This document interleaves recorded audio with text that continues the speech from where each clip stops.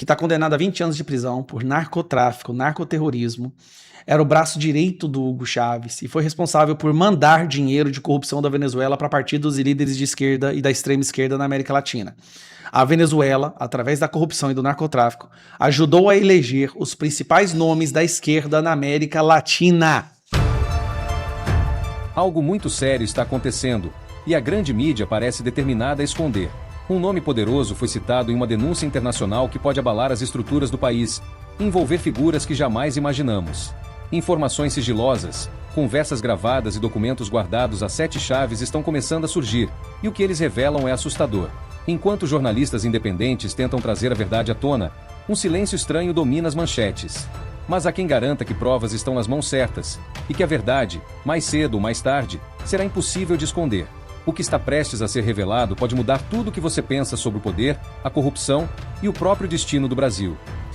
É impressionante como que os maiores escândalos, os mais perigosos para o PT, para a esquerda e para o Lula, são justamente os escândalos que a imprensa finge que não existem. E a imprensa agora está fazendo um esforço fenomenal para fingir que não aconteceu um escândalo da denúncia da delação do ex-chefe de inteligência do Hugo Chávez, Carvajal, El Pollo, como é conhecido, de como o PT e o Lula receberam dinheiro de corrupção durante as suas campanhas da Venezuela para cá e até do narcotráfico. Tem uma jornalista no Brasil, que é a Elisa Robson, que investiga essa situação, que entendeu a gravidade disso e já investiga esta denúncia, né, do Carvajal desde antes dele ser transferido para os Estados Unidos, quando ele ainda estava na Espanha. A Elisa Robson é uma jornalista investigativa que foi a primeira a falar sobre isso. Inclusive, num podcast que eu tinha há 3 anos atrás, ela foi lá, participou, falou tudo e a imprensa rotulou como fake news.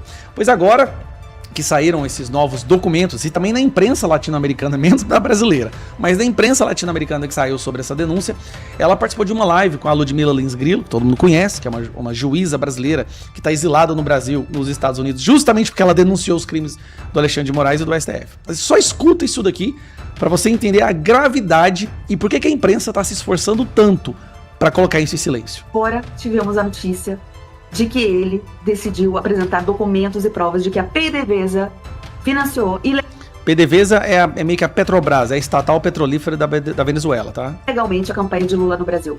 Eles me autorizaram a conversar diretamente com o Carvajal, por meio eletrônico. Então nós começamos a nossa conversa por meio eletrônico. Obviamente que toda a conversa, a única condição é que ela estava sendo monitorada pelo governo americano.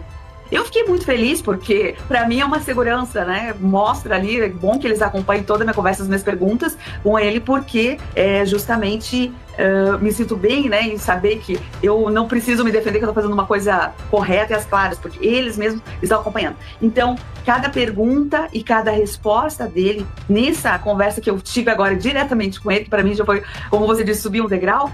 Isso foi muito importante, tanto para mim como jornalista, poder conversar direto com a fonte, intermediário, quanto para esse papel de investigação que a gente está fazendo, que é mais interessante ainda. E aí nós começamos a nossa conversa. A primeira boa surpresa que eu tive foi que ele começou a conversa falando que era um prazer voltar a conversar comigo, que ele lembra-se de tudo o que foi naquele episódio lá de Madrid, né, de 2022, e que ele estava muito interessado em colaborar agora com essa minha nova investida, né, para que pudéssemos obter mais informações. Então iniciou de uma forma bastante aberto e bastante interessado. Uma das coisas que me chamou mais a atenção foi que ele estava muito bem informado. Até falei isso lá no canal do Rafael Fontana. Ele estava muito bem informado e ele sabe tudo o que está acontecendo no Brasil, absolutamente tudo. Ele acompanha todas as informações e principalmente toda a pressão que está acontecendo em relação ao secretário Marco Rubio e também Alexandre de Moraes. Então ele sabia... Poderia dizer pra gente mais ou menos a visão dele sobre isso que está acontecendo no Brasil? Sim, eu perguntei, né, foi aprofundando a conversa e eu queria entender também essa percepção dele, né, o que ele estava achando. E ele ele insiste, né, que Lula é um criminoso como Nicolás Maduro. Vocês ouviram essa parte? Vamos voltar aqui só um pouquinho. O que o Carvajal falou do Lula?